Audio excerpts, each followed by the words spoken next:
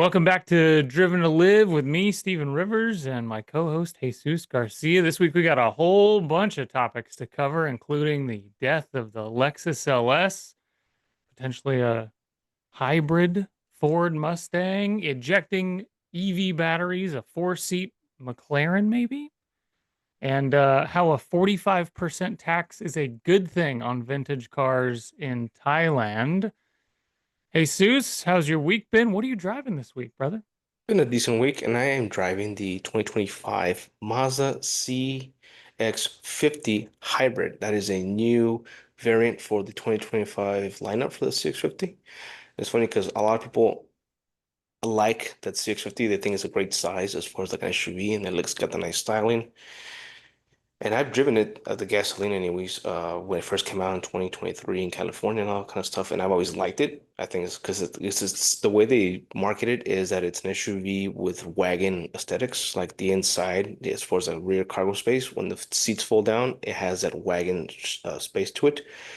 I really like it. And I just drove it this morning to get coffee on back roads of Texas because I live near the hill country area. And I drove it in sport mode, eco mode, all of it during the turns. And I couldn't wrap my head around this. Like, why does this Mazda feel so boring? It wasn't bad. It handled everything very well. It was just so unremarkable. To the point that you get out of the car, you forget you even drove somewhere. Like, was I driving? And you look around. Oh, yeah, I just drove that. Very oatmeal. And then one of my friends reminded me, he's like, oh yeah, this new CX-50 hybrid, that powertrain, which is a 2.5 liter four cylinder with three electric motors, 219 horsepower, that was borrowed from Toyota. The same one they use in the RAV4 hybrid. So I was like, oh, that explains it. That's okay. Okay. So it handles like a Mazda, but it's powered by Toyota. So it's a real interesting combination where everything's fine. It's just not impressive to the point like you're in a Mazda. You kind of expect it to, a little more zip, a little more zoom zoom for those of us who remember that ad campaign. This is just fine. Like it was unremarkable. But at least I was getting over 30 miles to a gallon, so we'll see how the rest of it goes and how it does in the city with actual traffic and commuting. But that really took, I forgot about that. I forgot that Mazda is borrowing Toyota's hybrid powertrains for the CX-50. I'm assuming they're trying to just test the water, see if that kind of work, maybe they can make like partnership with other hybrid models in the future. But it's a really weird mix, man. Like, if you get the chance to drive it, you'll feel it exactly because you're like, oh, I'm in a Mazda. You get that cool seating position because Mazdas, even the SUVs, you sit in them, you feel like you're in a simulator because you're kind of almost laying down like in a sports car. You can adjust the seats that way. It's really nice. But then you drive it and like, where's the zest? Where's the flavor? Is this oatmeal with brown sugar sprinkled on top? It's missing something, and that's what it is. What did you think of the gearbox?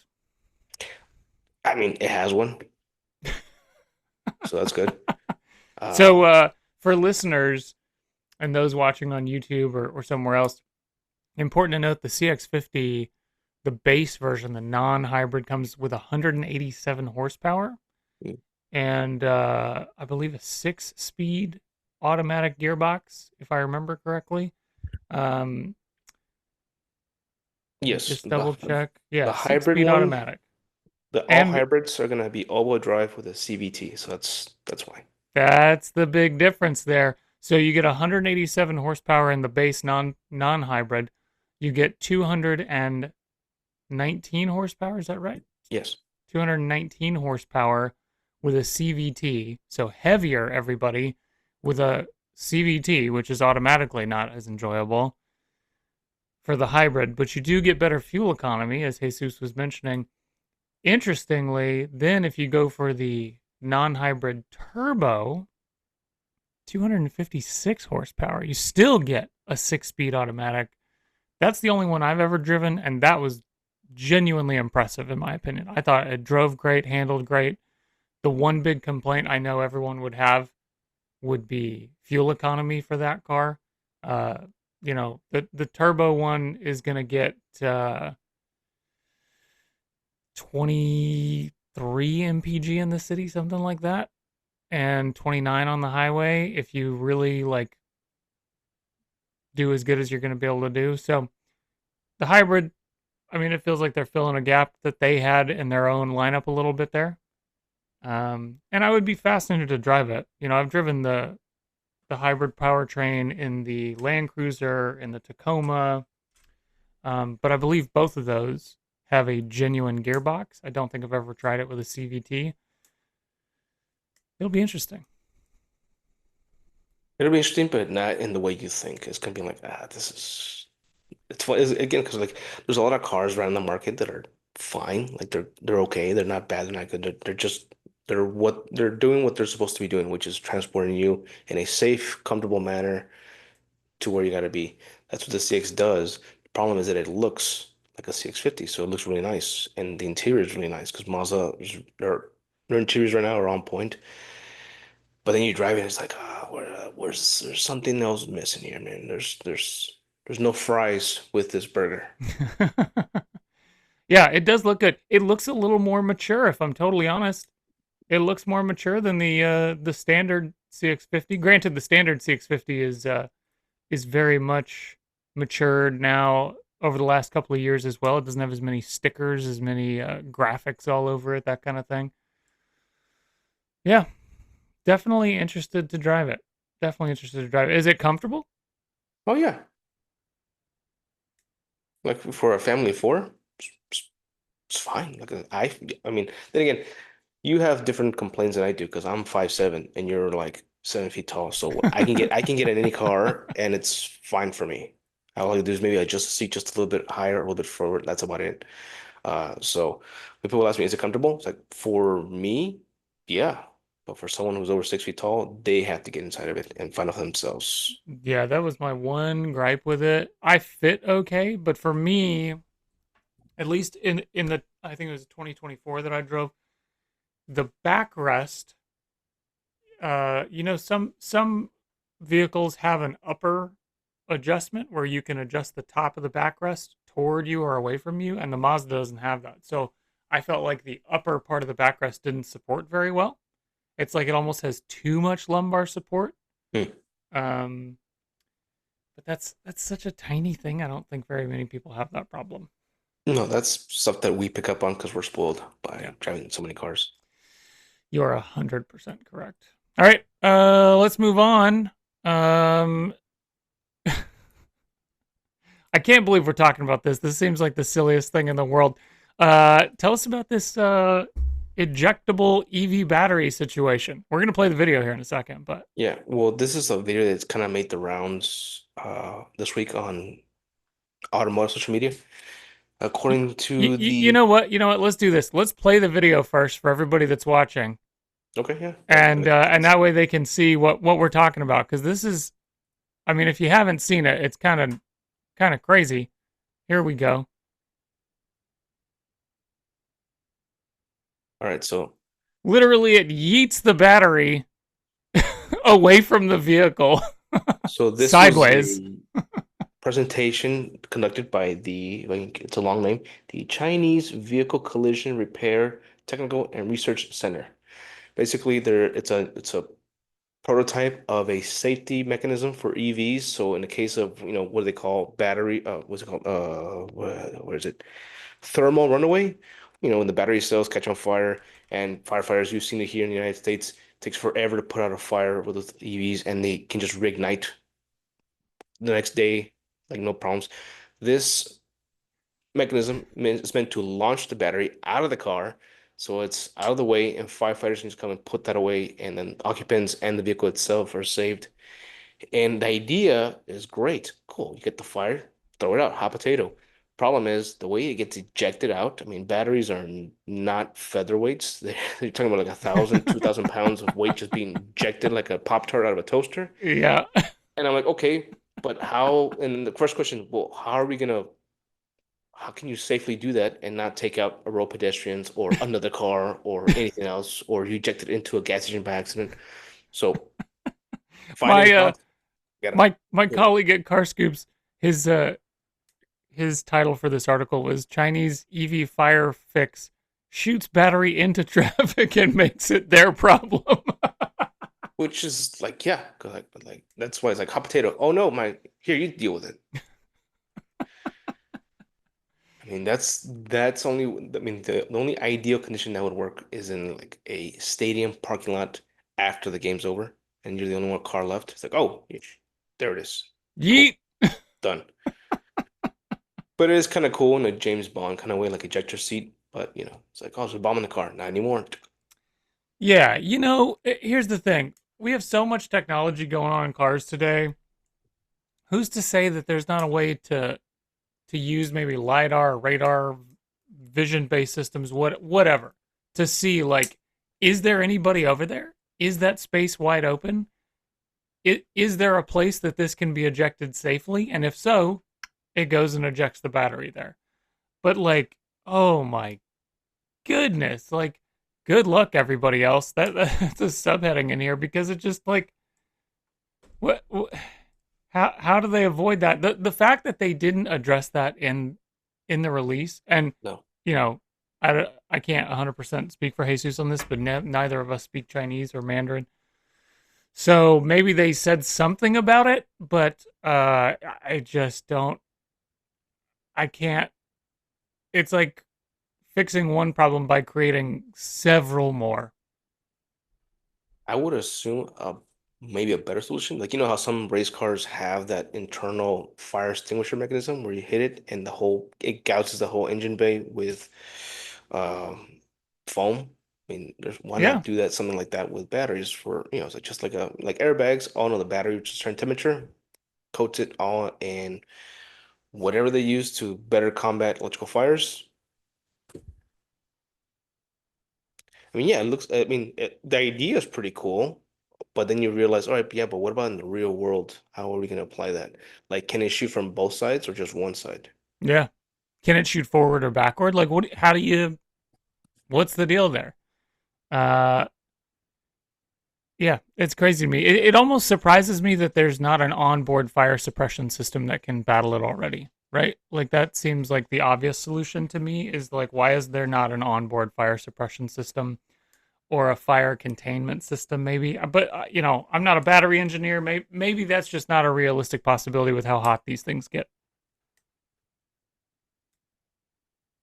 I don't know, but at least they're trying something. So we're going somewhere. I don't know if it's the right place, but we're going somewhere. Yeah, fair play, fair play. We are going somewhere. That's a good point. All right, moving on. It sounds like uh, Ford might be about to make a hybrid Mustang. Is that real? Is that really going to Uh, happen? According to Ford Authority, they've confirmed it that they're talking about it. No concrete details, no when it's going to be coming out 27, 28, 29, whatever it is. But because Ford did say that they want to make hybrids across the board, the Mustang technically counts. And so I'm assuming that with this little announcement, they're kind of putting out a feeler like, hey, see how we're going to react to it. The problem is, I don't, if they do make a hybrid Mustang, I think they're going to spend millions and millions of dollars to develop this car only for people to go, we don't want that. Because I mean, we own a Mustang. I've driven all the Mustangs. I've been around tons of Mustang owners. Never has anyone ever said, I wish this thing was a hybrid. Nobody. Doesn't matter if they come out with 700 horsepower, people are not going to want it. Yeah, it'll be interesting. I mean, Porsche just came out with a hybrid 911, which I never thought would happen. Um, Sources familiar with the matter have told Ford Authority that the Blue Oval currently has a S650 Ford Mustang hybrid in operation, known internally as the 650E. Um, S650E prototypes are running around and have entered the technology prove out stage, meaning there's mules being tested that likely feature some form of electrification. That's from Brett Foote over at Ford Authority. Uh, Brett makes the point, and the coverage over at Car Scoops makes the point too that like, is it really even necessary at this point? Oh, Hold on, let me backtrack that a little bit. At some point, they're probably gonna have to go that route, almost no matter what, right? They're almost gonna have to do that. Right now, the EPA no longer has penalties for missing on fuel economy targets, but that could very well change in just a few years.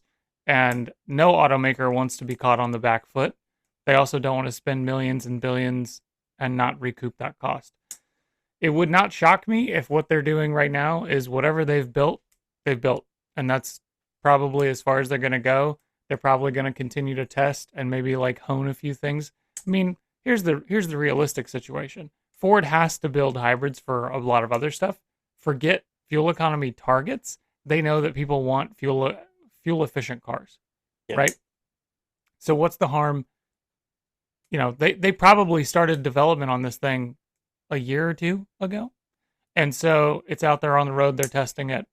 They're probably just going to continue to do that. If I were Ford, that's probably what I would do. Is not pour a bunch more money into it, but just continue to test and develop and like get a good background so that when and if it comes around that they're like, okay, now is the time to move forward. Okay, well here's what we've already learned from the projects we've already done. There's only one thing I don't want with a hybrid Mustang, and that is fake audio noise. Oh, bro, That's the one thing. Like, dude, you can't do that.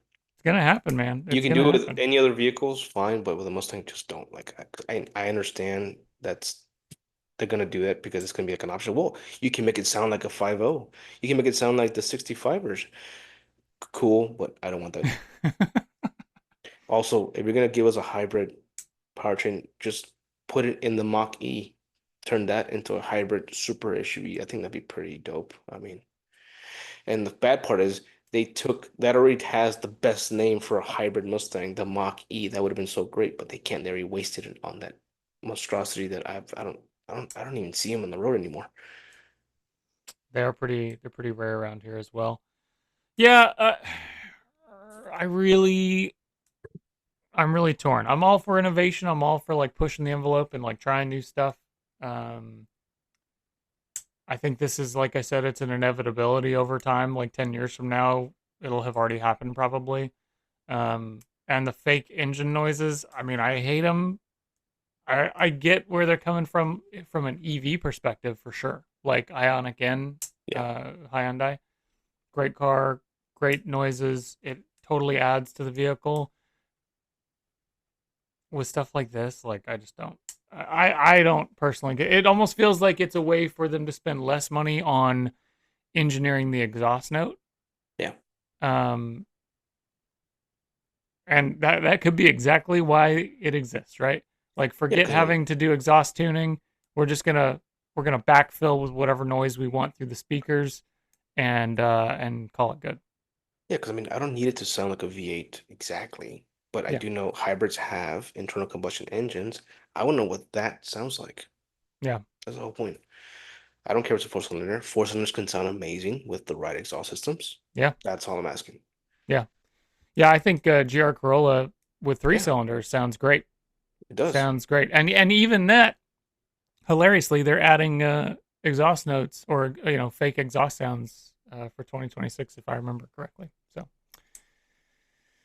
I don't know, man. I don't know. All right. Well, let's talk about maybe the strangest rumor we've heard recently. McLaren evidently is going to have a four-seater. What's That's that what going to look like? that's what the CEO kind of hinted at. It was like, yeah, they're gonna like they're working on something that might have more than two seats, but they don't know it's gonna be an SUV, a sedan, what. Which you pointed out. Like, yeah, if everybody else has an SUV, why not McLaren? People will buy them. I mean, people buy Lamborghini. I can't pronounce the name of it. What's it? The The Uranus. Urus The Uranus one.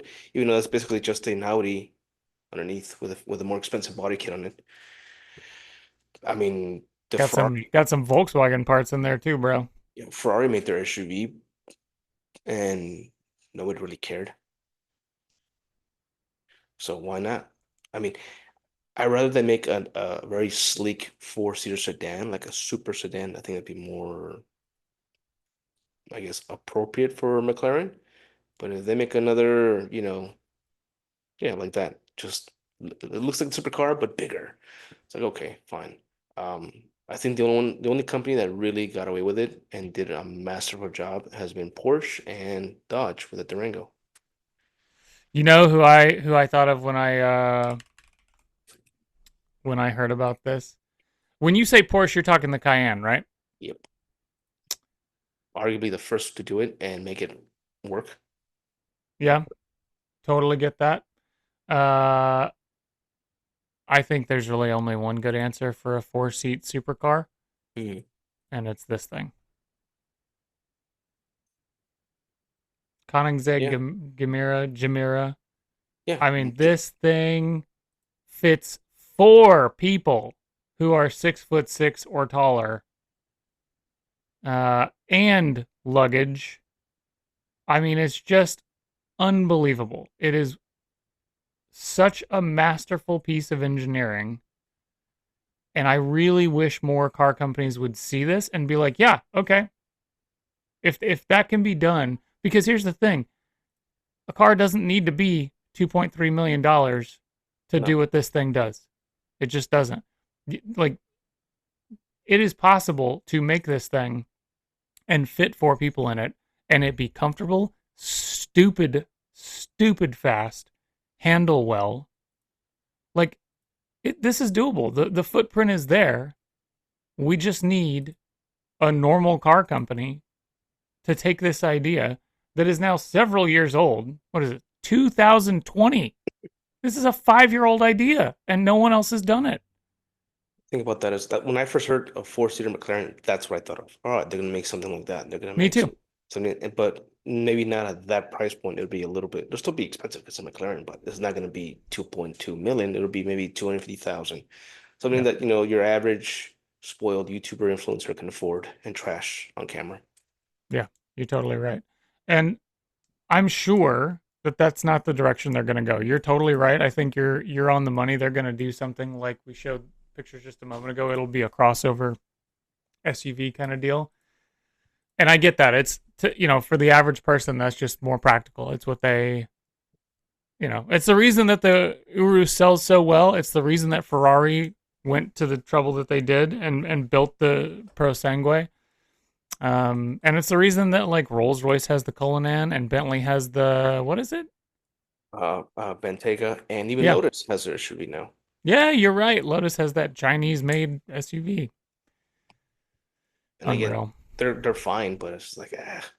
And again, they're for people who want the brand and recognition and the Yeah, flex without having to, give up the crawl into their practicality. car. Yeah, exactly. Or physically are incapable of crawling into their car, or out of it for that matter. Actually,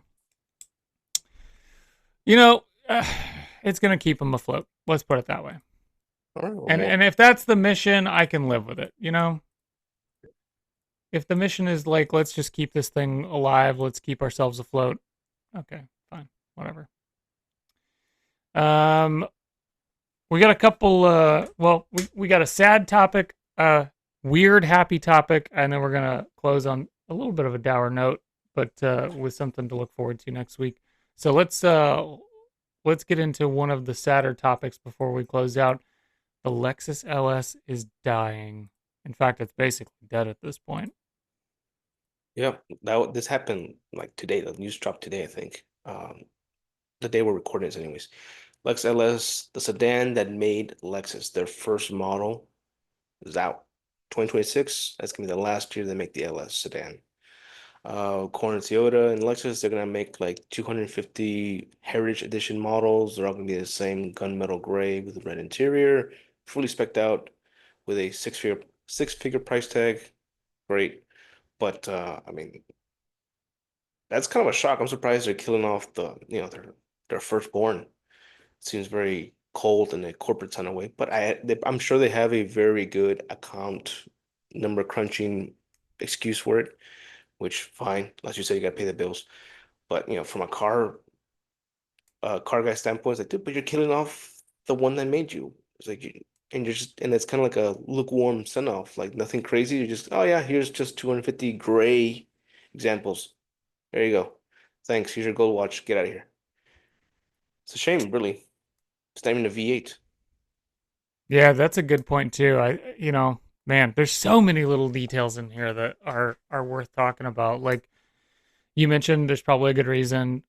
According to Car Scoops, they sold just 691 units last year. Or I'm sorry, in the first half of this year. the first half of this year. So that's a 42.3% drop compared to the first half of 2024.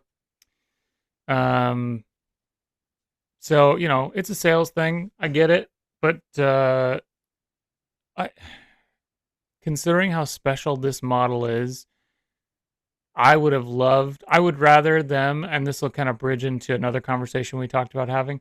I would almost rather have, over the last few years, them have tried to make this like a super Halo model, like started well into the six figures, and make it this thing that, like, if you see somebody roll up in a Lexus LS, they are absolutely balling, and that they are like, what's that? It's like quiet wealth. Yeah, stealth wealth. Stealth wealth. There we go. You're so hip, Jesus. Yeah. But They yeah, go ahead. they could have made it a 7 Series killer easily. You're right. They have all the parts. They still have the 5.0 V8, just dropped it in there, make it go way up. That's Drop in some exactly what I was gonna say. I'm so annoyed that, like, this is their send off and they're not putting the V8 in it. no. Kudos to them, though. I will say we talked about this a little bit before we got started. You know, the engine they are putting in, 3.4 liter twin turbo V6, makes 416 horsepower, 442 pound feet of torque, 10 speed, real automatic, all wheel drive, limited slip diff, 0 to 60 in 4.6, and it is a 40-60 torque split. So most of the power goes to the back wheels. It can go 50-50 in situations where it feels the front wheels uh, start to slip or the rear wheels start to slip. The cabin looks And it's gonna pretty good. drive beautifully because I mean that's the thing with the LS is all of them drive so plush, but in a with agility. Like you think, oh, this is like it's not a really a land yacht. There's something in between. Like it can still move and get out of its own way when it needed to. That's why people liked it because like, oh, this is a jet. From the very beginning, the LS they built it and marketed it as the rival to Mercedes, BMW, Audi. This is the Japanese basically introduction to the luxury market and I mean, some of us might remember that even Matt Farah had his million mile Lexus LS. That was the whole thing. He was driving it towards a million miles. You still see the first generations from the 90s on marketplace going for $8,000, $9,000. You know they have over 250,000 miles because they still look good. They still look pretty good, especially if you take care of them. And you can't beat them. It's a lead sled from Japan that can just cruise, eat up the miles. It's not super fuel efficient, but doesn't matter because look what you're driving. Such a classy car. There's one three houses down from me, and I'm in love with it. It's a beautiful car. It's that very first generation LS 400. And you're right. It's just unkillable. They're such high quality vehicles. They really did give Lexus that foothold here in the US. I mean, without the LS, Lexus never succeeds here. It just doesn't. No, or it would have taken a lot longer, like maybe 2010s, whatever it is, and that would have been well into the SUV crossover days. So they probably would have had to. It could have probably never even made a sedan if it wasn't for the LS. Yeah. Because if they get it too late, they have to kind of keep up with what's going on. So they make SUVs and sedans. I always when you make a big sedan, the next step is you got to make a sports car, which is what you did later on. They got the RCF, one of my personal favorites, and the LFA, which is also like one of those crown jewel models that they didn't have to build, but they did it just to flex on everybody else. Like, look, we have the technology to do what we want to do, but we're making cars for you. So this I wonder if they're gonna replace it with something else or just killing it off completely and just focusing on what they have now, which I'm kind of saddened because they already killed off the RCF as well. Like they're not gonna make that anymore. The only two-door version they have left is the LC 500, which is one of my favorite cars as well. But Yeah. at this rate, I'm scared they're gonna kill it off next year because why not? And they just focus on SUVs. They still have the ES and they still have the smaller sedan, but if they're killing off the big boy, I would worry that they're next. and it's just going to be more hybrid SUVs for from here on till 2030, whatever.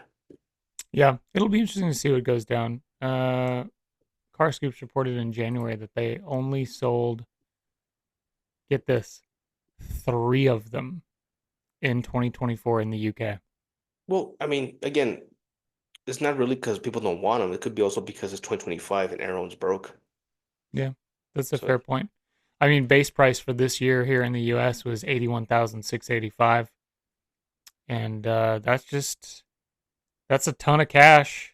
And the market in general has shifted away from the sedan, even the luxury sedan. It's fascinating to me that companies like BMW and Mercedes can continue selling in decent numbers, like pretty solid figures for sedans, even though the market has shifted away, right? Like American car companies don't make sedans anymore. Japanese car companies are making fewer and fewer.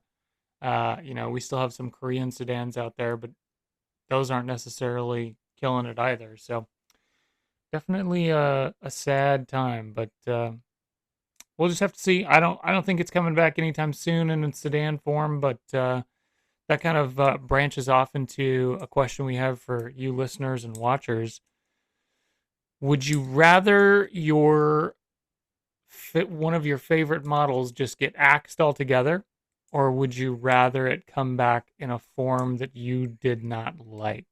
And we had a couple examples of this. I mentioned the Blazer that came back, the new Chevy Blazer, nothing like the old Chevy Blazer. Chevy had every opportunity to come back with a Bronco rival, and that is about the furthest thing that the Blazer could have possibly been. Like it just is kind of sacrilege. I think of the Mitsubishi Eclipse Cross too. yep. As a guy who grew up just loving the Mitsubishi Eclipse like there was no tomorrow, man, I was already sad that it went away, and then sad when it came back as a front wheel drive, V6 that understeered and was, half-hearted compared to the old GSX. And then when they brought it back as a crossover, I was just furious. But you're right. I mean, it's funny. It's like, that Chevy Blazer, they really should just call it the Equinox Sport. That's basically what it is. It's just I mean, if you put an Equinox next to the Blazer, next to the other one, which is the Trailblazer, they all look the same. So I was pissed off. And now they're bringing back the Camaro, also it's an SUV, apparently, which is again, that's another thing. Like, why? Okay, I understand why they do it because it's brand recognition. People already know that name, so it's kind of easier to market. But when you're bringing out something completely different, you're gonna alienate all those who grew up with it, and people who don't really care about it, they're gonna see it for what it is. So it still needs to be good. And we brought that up because in addition to the LS being next, Subaru is killing off their legacy. Subaru legacy also not going to see 2027, but 2020, that's going to be the last year's 2026, which has the same production run as the LS, which is 36 years. So that's another one that's a biggie. That's like the Subaru legacy. That thing, all of us know that car, even if we never drove one, we know what it is. So they're killing them off. If they bring him back, it's not going to be the same. They're going to bring back something else different. So what's more painful for them to just killing your heroes or having them brought back as not necessarily a villain, but as an NPC? Like, what do you prefer? I think just kill them off. We'll deal with the pain. We'll go through the 5 stages of grief, and then look for an old one. Yeah, I think I'm 100% on board with you. But listeners, watchers, we'd love to hear from you. What would you prefer? And tell us why. Some good news. Thailand is now imposing a 45% tax on vintage cars. This is from the Nation business section. And if you live in the US or North America, like Jesus and I, you probably hear a 45% tax. That's crazy. But guess what? It's because the tax on most cars there is several times higher than that. We're talking a 3-digit tax on most cars. So 45% is dramatically less. It will encourage more people, especially those with the money to own and buy vintage cars, the opportunity to have them there much cheaper than buying something brand new. What's your take on that, Jesus? Well, according to this, they're doing it as a way to kind of also boost tourism in a way, because, and kind of support their domestic aftermarket resource. Because the people that have vintage cars, what do they need? They need someone to fix them, someone to tinker them, someone to restore them.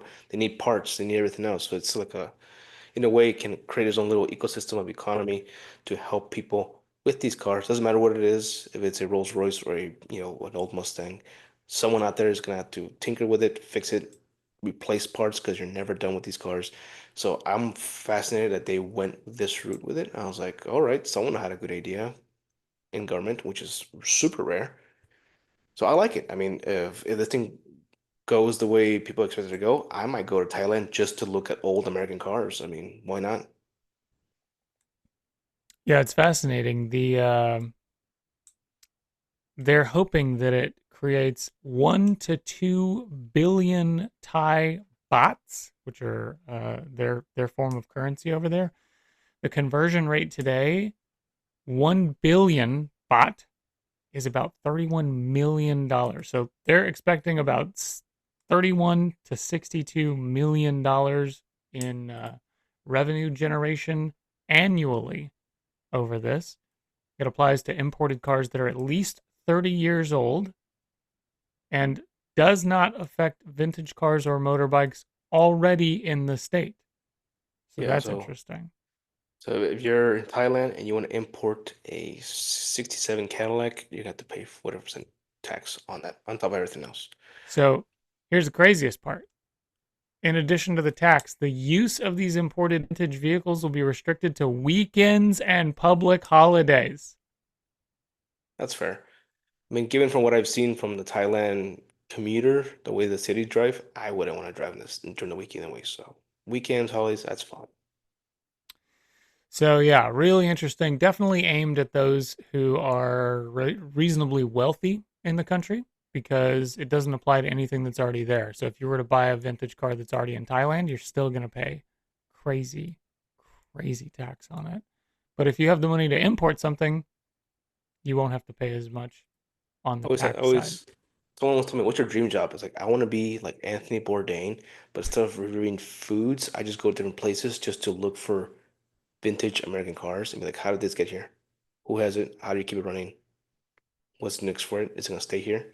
Because I've always been surprised and amazed at how you end up like, how did this car built in America in '57 end up in Finland?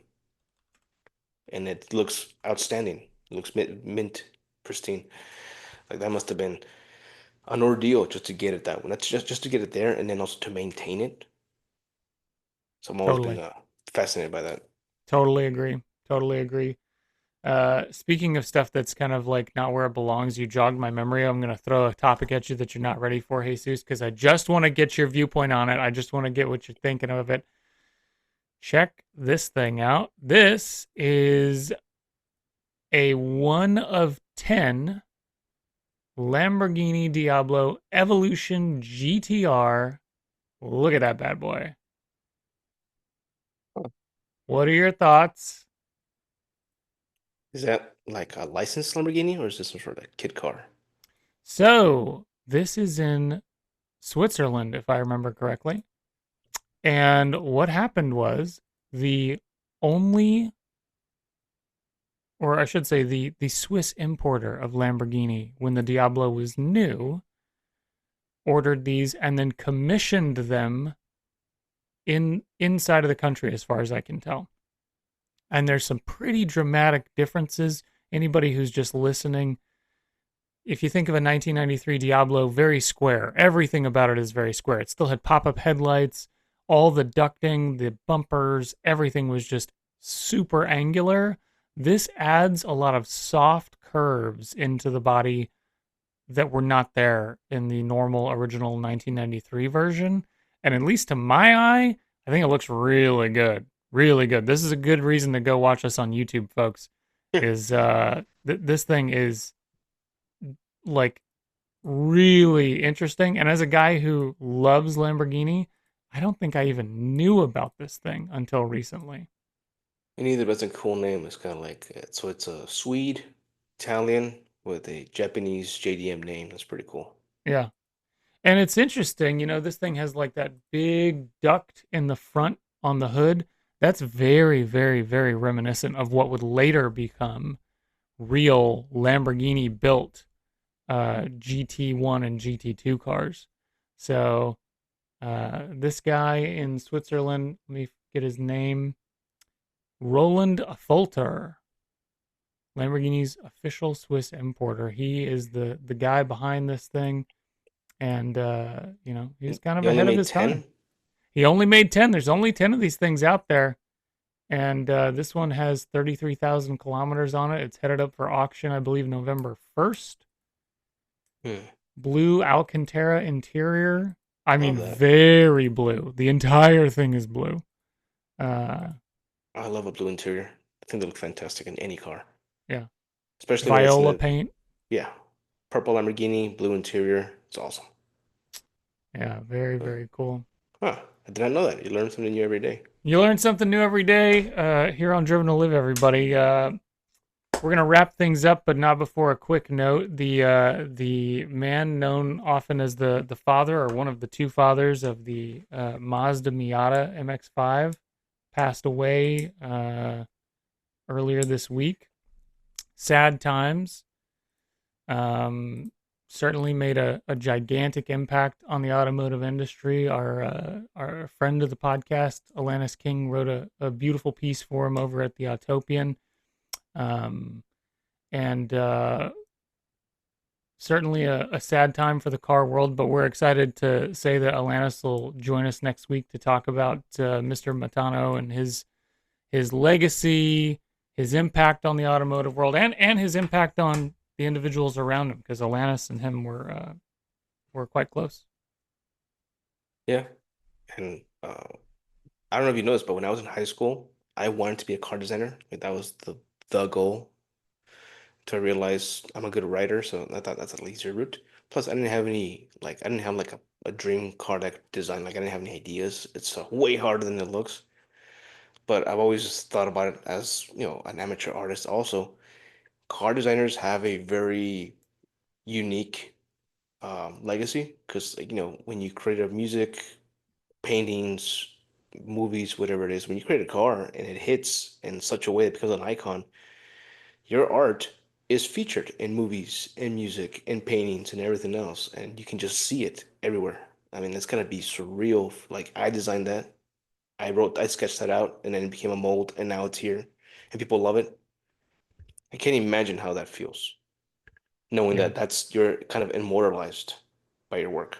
yeah. That kind of gives me goosebumps, man. That's such a great idea, and it's kind of unlike music. It's unlike wall art. It's unlike movies. Rather than experience it from a separate position, you're experiencing the car as a piece of it, as a part of it, as the literal driving force behind it, right? You're kind of like integrating into what is someone's art. And that is just such a cool thing. I mean, even if you design with a terrible car, it's like, yeah, but I still made that, and it's here. And some people are going to love it, right? There's some weird, odd cars out there. Fiat Multipla comes to mind that people just freaking love them, man. They just, Yeah, the like I'm a fan of the Pontiac Aztec yeah, me too. because Great example. it's good. Way ahead of its time. Yeah. Way ahead of its time.